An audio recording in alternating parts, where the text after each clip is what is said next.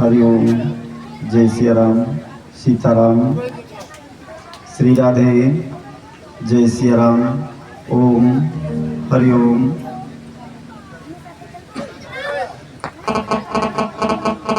श्री गणेशाय नमः। श्री सरस्वती नमः। श्रीमद्गुरु चरण कमलेभ्यो नमः। ध्येयं सदा परिभवग्नमभीष्टदोहम् तीर्थास्पदं शिवविरञ्चिनुतं शरण्यम् वेद्यार्तिहं प्रणतबालभवाब्धिपोतं वन्दे महापुरुषते चरणारविन्दम्। वंशे विभूषितकरान्नवनीरदाभा पीताम्बरावरणबिम्बफलाधरोष्टात् पूर्णेन्दुसुन्दरमुखादरविन्दनेत्रात् कृष्णात् परं किमपि तत्त्वमहं न जाने। नारायणं नमस्कृत्य नरं चैव नरोत्तमं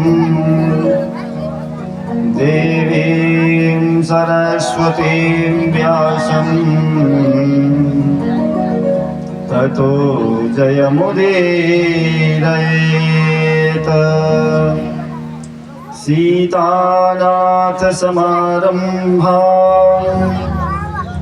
श्रीरामानन्दाय मध्यमा स्मदाचार्यपर्यन्ता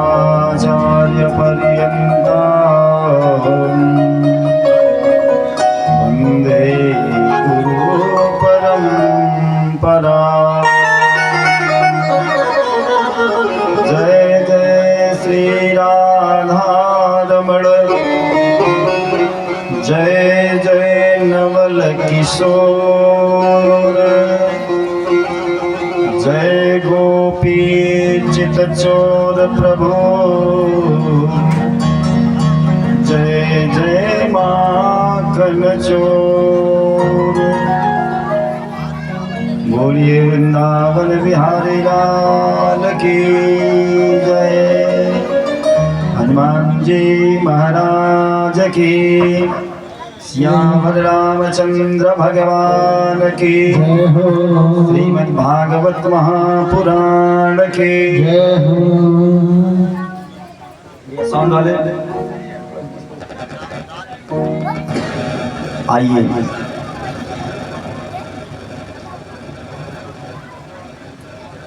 परम मंगलमय परात्पर अखिलेश्वर अकारण करुणा बरणालय भक्तवांछित कल्पतरु श्री तड़िद्युत विनिंदित पीतांबरधारी श्री बालकृष्ण जी महाराज, कथा रस रसिक श्री हनुमान जी महाराज के चरणों में यहाँ पर उपस्थित सभी श्रोताबंधु भाई बहन, माता एवं बहनें, सबके हृदय में विराजमान सिय राम मैं सब जग जाने, करहूँ प्रणाम जोर जुग पाने। प्रणाम करते हुए आइए कथा में प्रवेश करने से पूर्व अपने मन और वाणी को पवित्र करने के लिए मंगल श्लोकों का आश्रय लेते हुए भगवान के पावन नामों का संकीर्तन करें।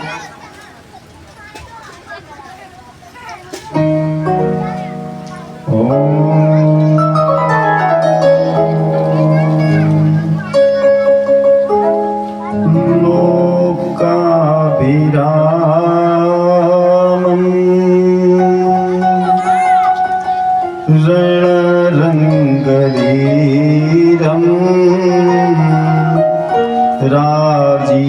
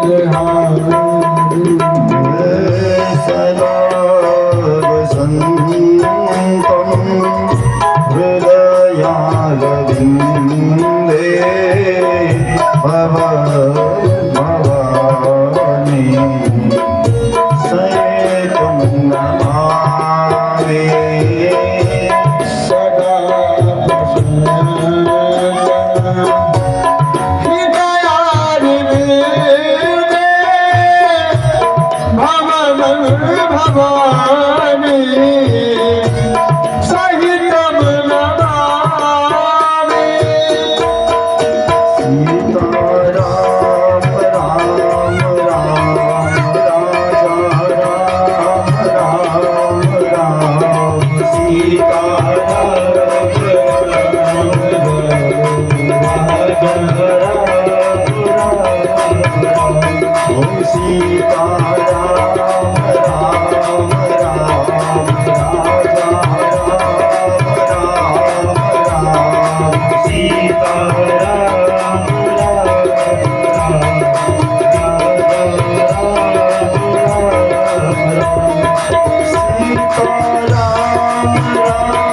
राम राजा राम राम राम सीता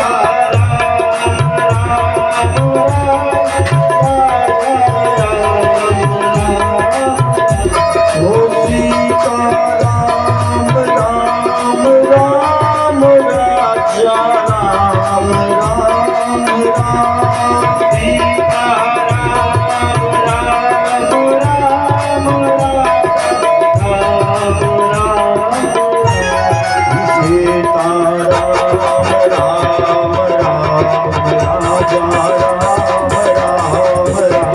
सीता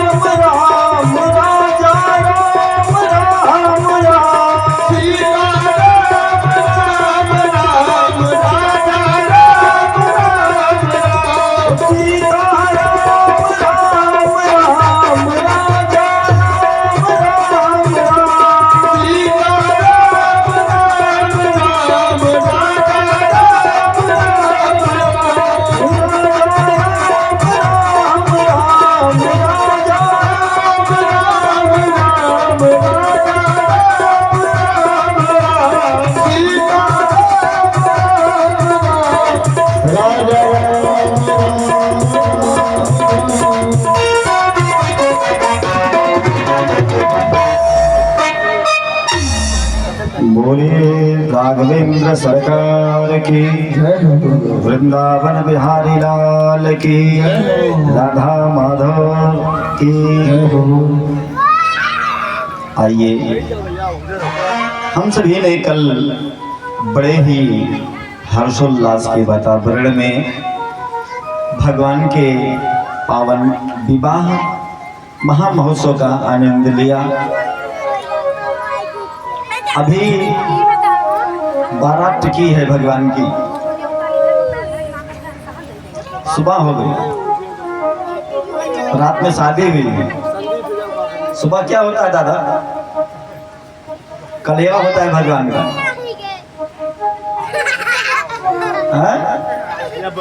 हाँ, भगवान का कलेवा होता है। और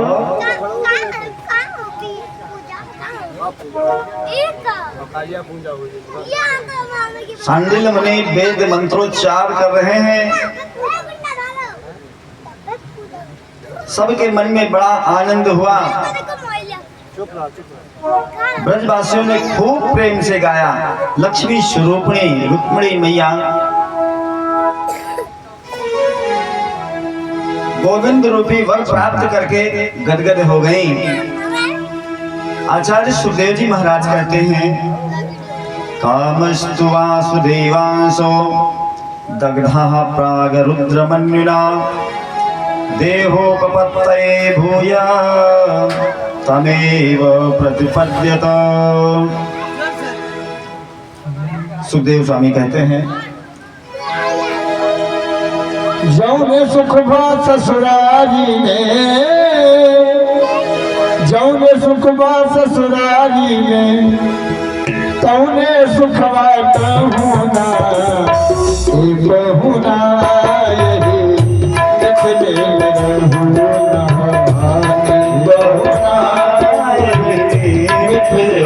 बहुना जौने सुख बा ससुरारी में, जौने सुख बा ससुरारी में, तौने सुख बहुना बहुना यही मिथले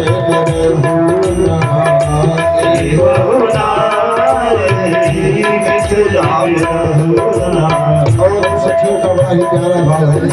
तो रोज सवेरे बटन मल के सिर से नहवाई रोज सवेरे बटन मल के सिर से नहवाई एक महीना के भीतर करिया से जोर बनाई एक महीना के भीतर करिया से गोर बनाई भूज का हाथ ना बानी तनिको भूज का हाथ ना बानी तनिको मौकाए को देहुना बहुना यही मिथिला में रहूना बहुना यही मिथिला में रहूना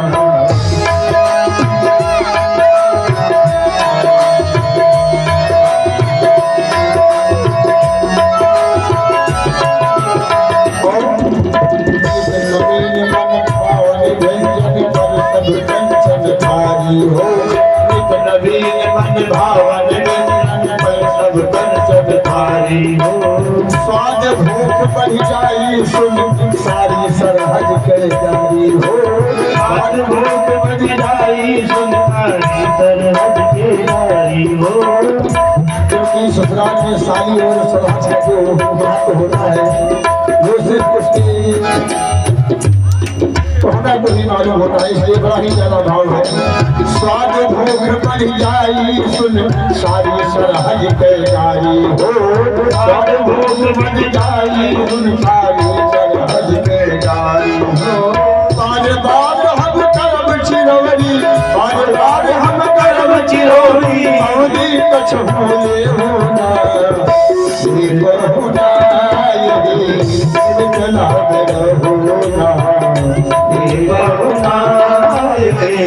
मिथिला में रहूना कमला विमला दूधमती झिझरी खूब खिलाई हो कमला विमला दूधमती खूब खिलाई हो कमला विमला दूधमती झिझरी खूब खिलाई हो कमला विमला दूधमती झिझरी खूब खिलाई हो सावन में कजरी गागा के झूला रोज झुलाई हो सावन में कजरी गागा के झूला रोज झुलाई हो पवन देव से करबनी होला पवन देव से करबनी होला हौले हौले बहुना बहुना यही मिथिला में रहूना बहुना यही मिथिला में रहूना हमारे निहोरा रघुनंदन से मानया ना माने हमारे निहोरा रघुनंदन से मानया ना माने हमारे निहोरा रघुनंदन से मानया ना माने हमारे निहोरा रघुनंदन से मानया ना माने पर ससुराली के नाते पर आपके आपन जाने पर ससुराली के नाते पर आपके आपन जाने या मिथिला में रह जइयो या मिथिला में रह जइयो सगवा अपने ले होना बहुना यही मिथिले में रहूना बहुना यही मिथिले में रहूना जौने सुखवा ससुरारी में जौने सुखवा ससुरारी में जौने सुखवा ससुरारी में जौने सुखवा ससुरारी में जौने सुखवा बहुना यही मिथिला में रहूना बहुना यही मिथिला में रहूना जौने सुखवा ससुरारी में जौने सुखवा ससुरारी में जौने सुखवा ससुरारी में जौने सुखवा ससुरारी में जौने सुखवा बहुना यही मिथिला में रहूना बहुना यही मिथिला में रहूना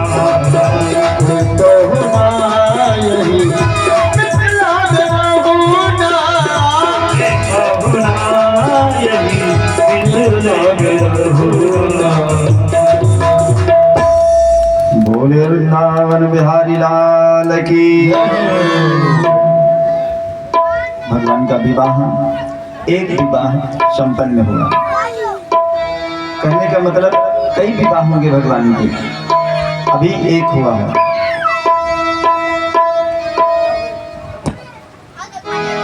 एक बात जानते हैं ना, ये लोक रीति है, जो जितना ज्यादा ऊपर उठता है उसके उतना ज्यादा शत्रु भी होते हैं।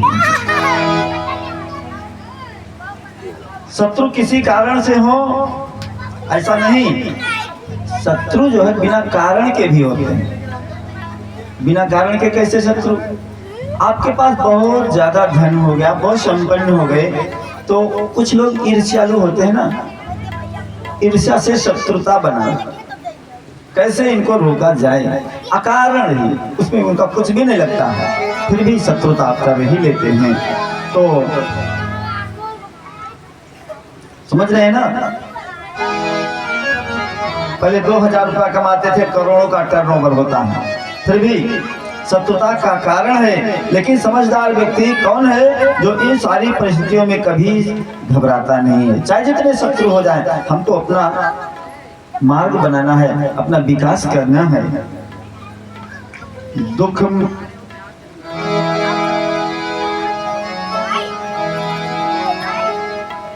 पमे तड़को मते,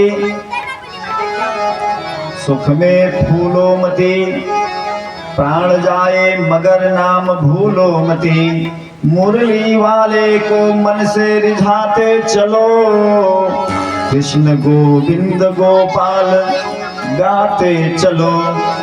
भगवान का स्मरण करते हुए अपना काम करना चाहिए। प्रत्येक परिस्थिति में एक रस रहने की आदत डालो। भगवान हमारे हैं, इस बात का निश्चय करना चाहिए। रुक्मिणी जी ने पहले पुत्र को जन्म दिया और उसका नाम रखा प्रद्युम्न। प्रद्युम्न प्रकाशः यस्य सः प्रद्युम्नः, जो प्रकाश करे उसी का नाम प्रद्युम्न है। जिसके जीवन में सुंदर कर्म का प्रकाश हो उसे प्रद्युम्न कहते हैं। लेकिन कृष्ण के शत्रुओं को भी कभी, कृष्ण भगवान के बहुत सारे शत्रु हैं। संबरासुर का नाम का एक राक्षस है, असुर है। वो गोविंद के यहाँ प्रसूति का आग्रह से बालक को चुरा के ले गया, प्रद्युम्न को चुरा ले गया और आकाश में जाकर प्रद्युम्न को समुद्र में फेंक दिया। प्रद्युम्न को एक मछली निगल गई, मछली को एक मछुआरे ने पकड़ लिया और मछली को ले जा करके राजा को दे दिया। राजा के यहाँ विद्यावती नाम की एक दासी काम करती थी। राजा ने उस मछली को विद्यावती को सिद्ध करने के लिए दिया, काट के बनाने के लिए। और विद्यावती ने जैसे ही उसका पेट फाड़ा, प्रद्युम्न बाहर आ गए। वो लेके जाकर के प्रद्युम्न को राजा के सामने उपस्थित होती है, कहती है महाराज मछली के पेट से बालक निकला है, क्या करें? राजा ने सोचा कि यदि मैं इस बालक को रख लूं तो ये हमारे राज्य का अधिकारी होगा, अतएव राजा ने कहा इस बालक को तुम ही रख लो। ये विद्यावती जो है ना राजा के यहाँ,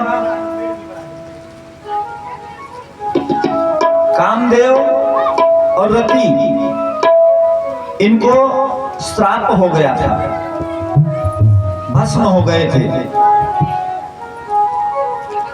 तो वही रति जो है विद्यावती बन करके राजा के यहाँ काम कर रही हैं, और जो प्रद्युम्न बालक है वो साक्षात कामदेव का स्वरूप है, जो आज विद्यावती को मिल गया। नारद जी पधारे और विद्यावती से कान में कहा, समझती हो यही तुम्हारे पति हैं, इनका लालन पालन ठीक से करना। जब शिवती सर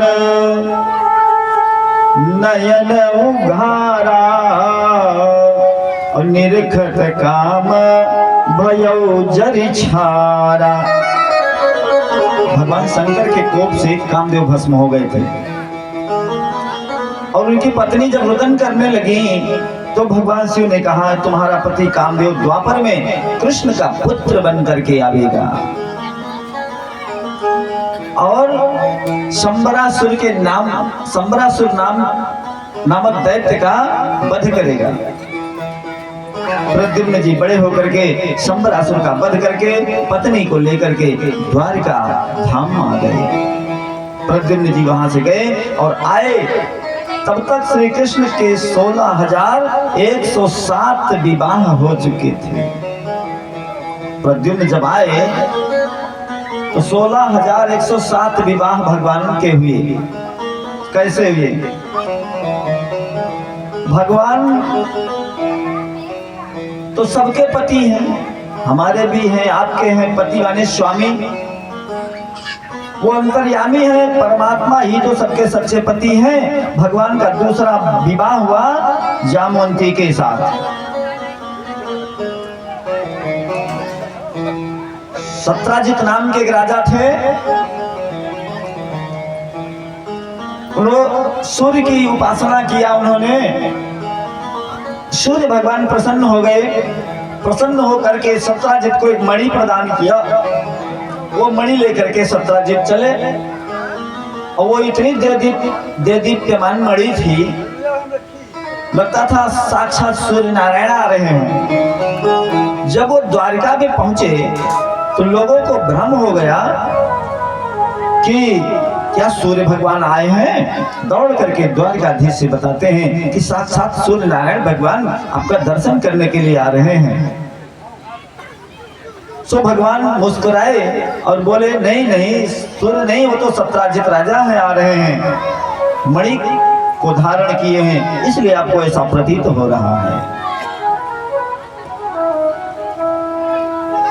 उस मणि की यह विशेषता थी कि 8 भार सोना नित्य प्रति दिया करती थी और जिस राज्य में वो मणि होती है वहां पे कभी अकाल नहीं पड़ता, सब लोग स्वस्थ रहते हैं, कोई बीमारी नहीं होती। तो लोगों ने कहा कि यदि यह मणि राजा के पास हो तो जनता का भरण पोषण होगा। भगवान ने मांगा नहीं था, इतनी बात हुई थी केवल। सत्राजित के कान तक आवाज पहुंची। उसने सोचा हो सकता है भगवान मांग ले इसको। वो मणि को छुपा करके अपने घर में रख दिया।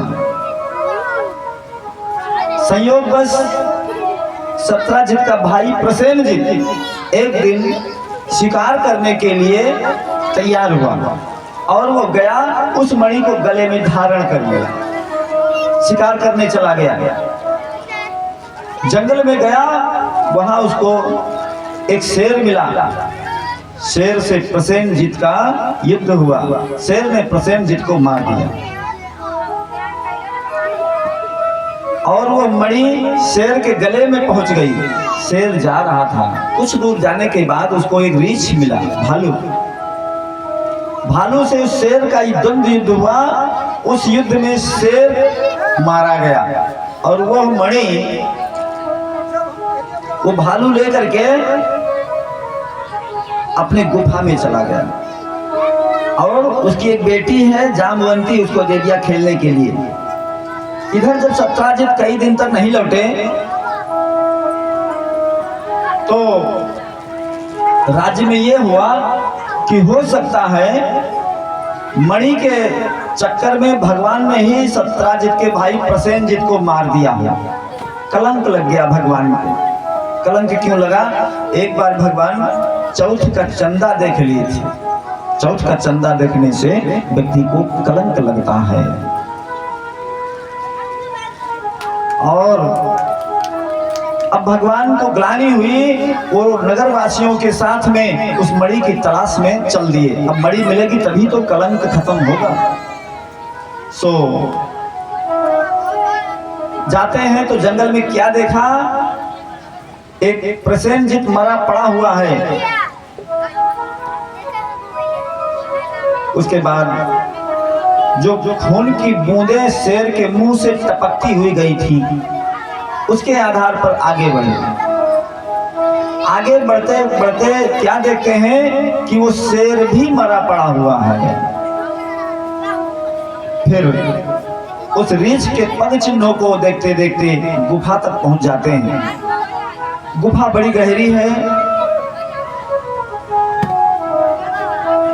नगरवासियों से भगवान ने कहा कि आप यहीं ठहरो, मैं गुफा में अंदर जाके देखता हूँ क्या है। भगवान गुफा के अंदर प्रवेश कर जाते हैं और वहां देखते हैं कि एक बालिका उस मणि को लेके खेल रही है। मणि को लेना चाहा तो बालिका रुदन करने लगी। भाई किसी का भी बालक कोई खिलौना खेल रहा हो, आप उसको लेंगे तो वो रोएगा ही, और जब वो रोएगा तो उसके माता पिता दौड़ के आएंगे, क्या हुआ बेटा। तुरंत ऋषराज जामवंत आ गए। कहा क्यों। कहा ये हमको दे दो, ये मणि है, हम लेने आए हैं। कहा तुम्हारी कैसे है। इसी बात बात में भगवान कन्हैया में और जामवंत में युद्ध छिड़ गया। कई वर्षों तक युद्ध चलता रहा, कई महीनों तक। इधर जो नगरवासी गुफा के बाहर खड़े थे, इंतजार करके लौट गए। उन्होंने सोचा अब कन्हैया वापस नहीं आएंगे। लड़ते लड़ते जब जामवंत थक गया, तब उसको आभास हुआ, रे हमको तो भगवान का वरदान है कि मैं किसी से हार नहीं सकता। तब उसको वो बात याद आई। कौन सी बात। रामावतार में जामवंत थे।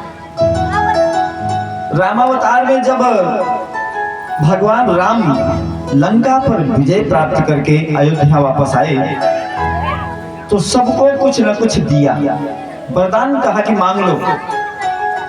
हनुमान जी को अयोध्या की राजगद्दी सदा के लिए और वहां पर विराजित रहने का आदेश किया।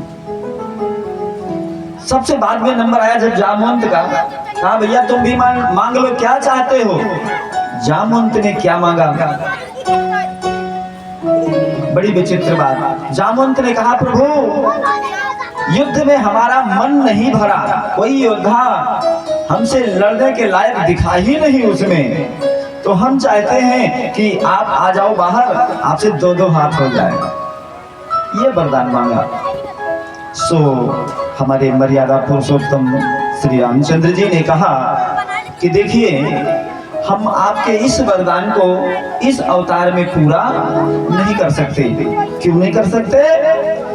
क्योंकि भगवान का जो अवतार है वो मर्यादा पुरुषोत्तम का अवतार है, और स्वामी और सेवक की लड़ाई हो ये कोई मर्यादा की बात नहीं है। सो उन्होंने कहा कि मैं द्वापर में कृष्णावतार में आपकी ये मनोकामना अवश्य पूरी करूंगा।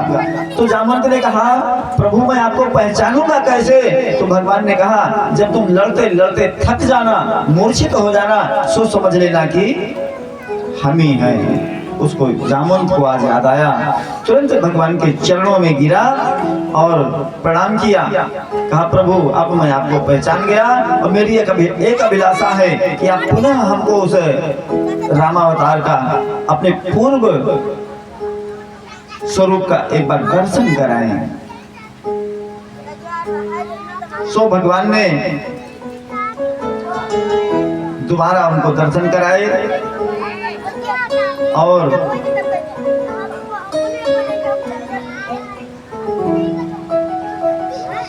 प्रसन्नता का वातावरण बना। सो भगवान ने कहा जामवंत से कि अब ये मणि मुझको दे दो। जामवंत ने कहा अरे प्रभु फ्री में कोई सामान थोड़े मिलता है ना। फिर कहा कैसे मिलेगा। कहा ये हमारी पुत्री से आप विवाह कर लो, दहेज में ले जाओ ये मणि। वहीं पर भगवान ने जामवंती के साथ विवाह हुआ और वो मणि लेकर के वापस है। इस प्रकार से भगवान का जामवंती के साथ दूसरा विवाह संपन्न होता है।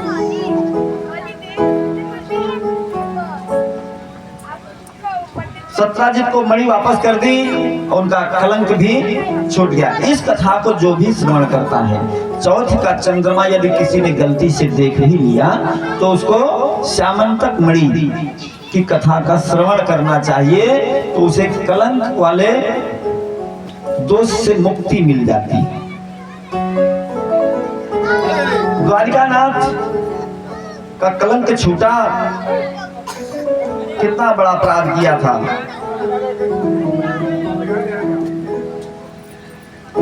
और जब मणि को सत्राजित को दे दिया तो कहा, सत्राजित ने क्या कहा, मणि बड़ी कमाल की है क्या, एक पत्नी मिली मणि की वजह से भगवान को ना।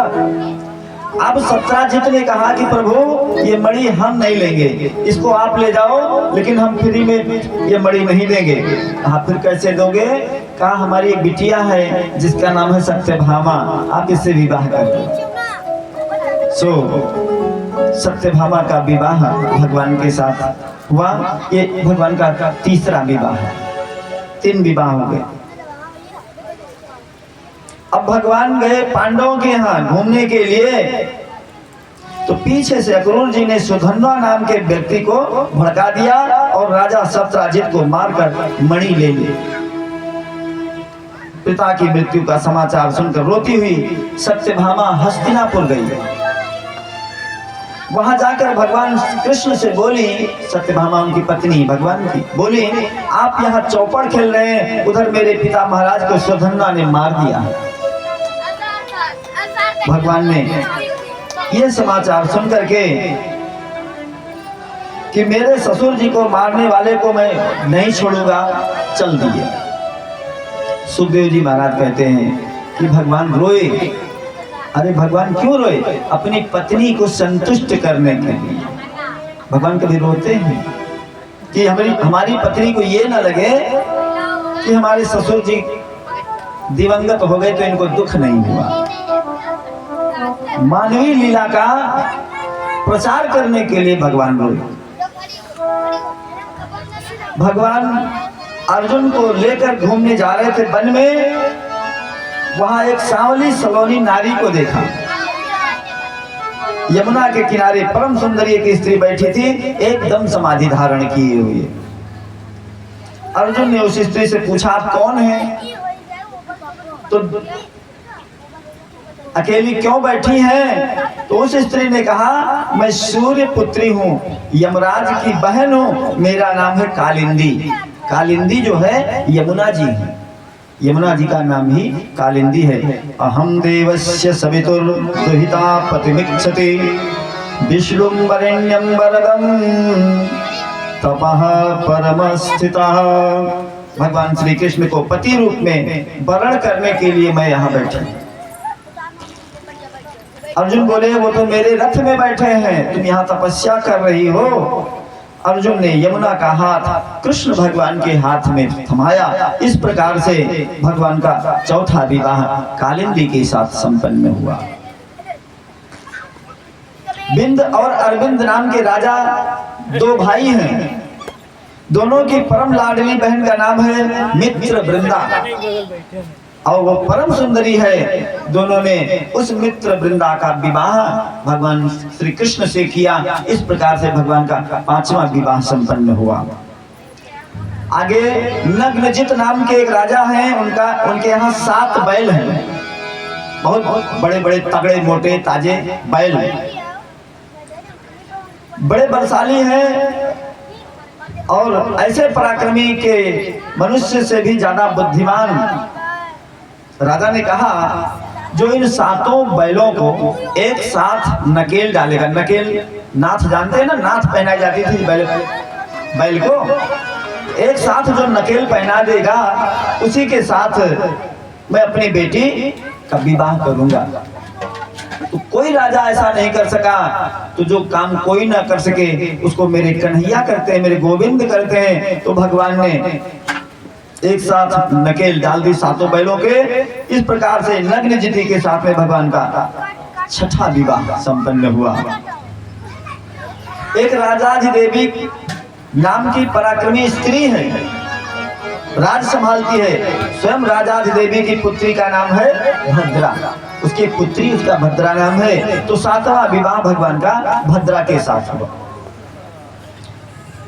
8वां विवाह मध्य देश के राजा की बिटिया का नाम है लक्ष्मणा, उसके साथ में हुआ। 8 विवाह हो गए भगवान के। एक और पराक्रमी राजा है भौमासुर, जिनका नाम है, जो भूमि से उत्पन्न हुआ इसलिए उसका नाम भौमासुर है। भूमि से उत्पन्न होने के कारण उसका नाम भौमासुर है। और अपने बल का दुरुपयोग किया। कभी कभी व्यक्ति धन का दुरुपयोग करता है, सदुपयोग नहीं। सदुपयोग बहुत कम लोग कर पाते हैं, दुरुपयोग ज्यादा करते हैं। किसी के पास धन हो गया तो नशा करने लगा, और धन ज्यादा होता है ना तो पहले क्या लाता है आदमी, तो यह सलाह ले आएगा, और उसके घमंड में यदि वो चल गया तो वहीं से उसका पतन शुरू हो जाता। भौमासुर ने अपने बल का दुरुपयोग किया, बड़े बड़े राजाओं को जीत लिया, और वहां से जितनी राजकुमारियां थी सबको ला करके एक कारागार में डालना प्रारंभ कर दिया। 16,100 राजकुमारियों को उसने बंद कर लिया। भगवान के पास सूचना गई, देवताओं ने कहा, क्योंकि देवताओं की माता अदिति के कुंडल और वरुण का छत्र भी उसने चुराया था भौमासुर ने। तो भगवान सत्यभामा को साथ लेकर भौमासुर के पास गए। बड़ा विचित्र युद्ध उसके साथ छिड़ गया। भगवान ने भौमासुर कृष्ण के हाथों मारा गया, और मेरे प्रभु ने भौमासुर के कारागार में प्रवेश किया। तो कारागार में 16,100 राजकुमारियां बैठी थी, उनको छुड़ाया। हमारे भगवान के नेत्र सजल हो उठे और सोचने लगे कि अब ये राजकुमारियां कहां जाएंगी। पहले के जमाने में किसी स्त्री को कोई छू लेता था तो उसके साथ कोई विवाह नहीं करता था। दुनिया का कोई भी राजकुमार इनसे विवाह करने के लिए तैयार नहीं होगा, क्योंकि भौमासुर इनको हर के लाया है और कारागार में बंदी बना चुका है। सो कोई और इनके माता पिता भी इनको स्वीकार नहीं करेंगे। सो क्या करें, केवल 2 मार्ग हैं, या तो ये 16,100 राजकुमारियां कुएं में गिर के मर जाएं, या भगवान से विवाह कर लें। सो उन राजकुमारियों ने एक संग एक मुहूर्त में भगवान से विवाह कर लिया। बड़े ही धूमधाम से भगवान के 16,108 विवाह संपन्न हुए। बड़ा ही धूम मचा। और श्री कृष्ण ऐसा नहीं करते तो परीक्षित समाज में कितनी बड़ी विकृति हो जाती है, बहुत बड़ी विकृति। वह राजकुमारियां तो धन्य हो गईं और पत्नी रूप में स्वीकार किया, मानवीय गुणों से जीने का अधिकार प्राप्त किया, सब कृष्णमय हो गए। इसलिए कहते हैं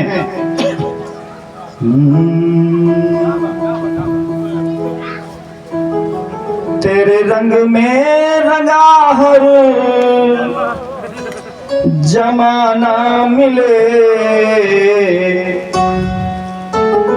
तेरे रंग में रंगा हर जमाना मिले, मैं जहां भी रहूं, मैं जहां भी रहूं बरसाना मिले, मैं जहां भी रहूं बरसाना मिले, तेरे रंग में रंगा बरसाना मिले, तेरे रंग में रंगा बरसाना मिले, मैं जहां भी रहूं बरसाना मिले, मैं जहां भी रहूं बरसाना मिले।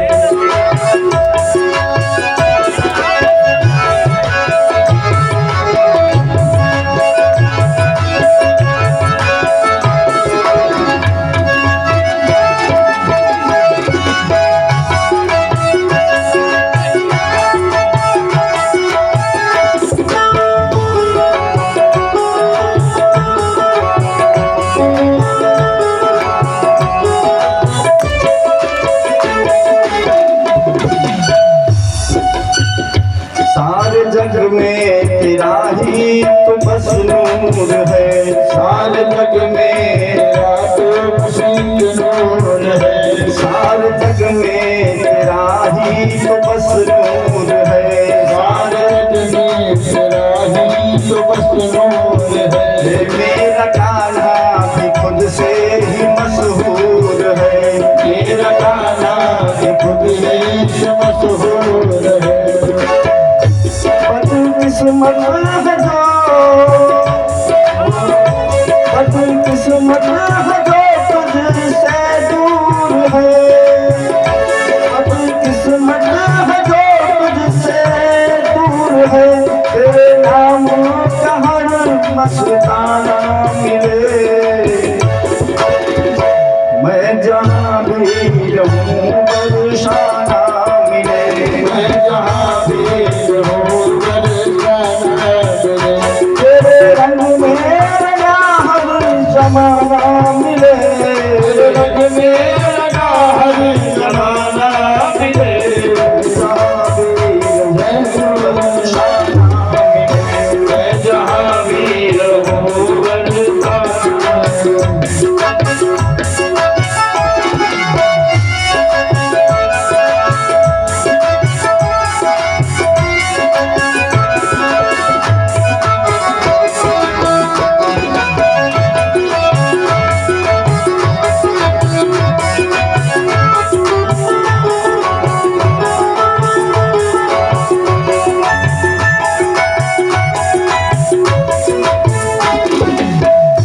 तेरी रहमत के गीत गाता हूँ मैं। तेरी रहमत के गीत मैं गाता हूँ मैं। तेरी रहमत के गीत गाता हूँ मैं। तेरी रहमत के गीत गाता हूँ मैं। कल गुनाहों की सौगात लाया हूँ मैं। कल गुनाहों की सौगात लाया हूँ मैं। दर्द करुणा जगत का सताया हूँ मैं। दर्द करुणा जगत का सताया हूँ मैं। दर्द करुणा जगत का सताया हूँ मैं। जगत का सताया हूँ मैं। दर पे आया हूँ मैं। दर पे आया हूँ मैं। दर्द करुणा जगत का, दर्द करुणा जगत का सताया हूँ मैं। मैं जहाँ भी रहूं, मैं जहाँ भी रहूं बरसाना मिले। मैं जहाँ भी रहूं बरसाना मिले।